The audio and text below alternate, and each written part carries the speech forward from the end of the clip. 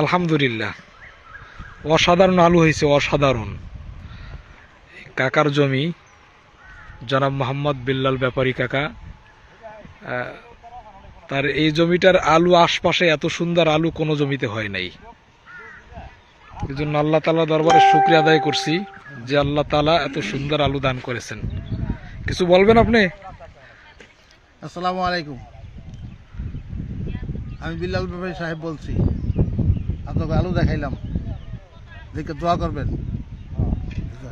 ভবিষ্যতের জন্য আল্লাহ তাআলা এর চেয়ে আরো ভালো দেন। ভালো চমৎকার হয়েছে, এরপরেও আল্লাহ তাআলা যেন আরো দেন, এই দোয়াই রইল।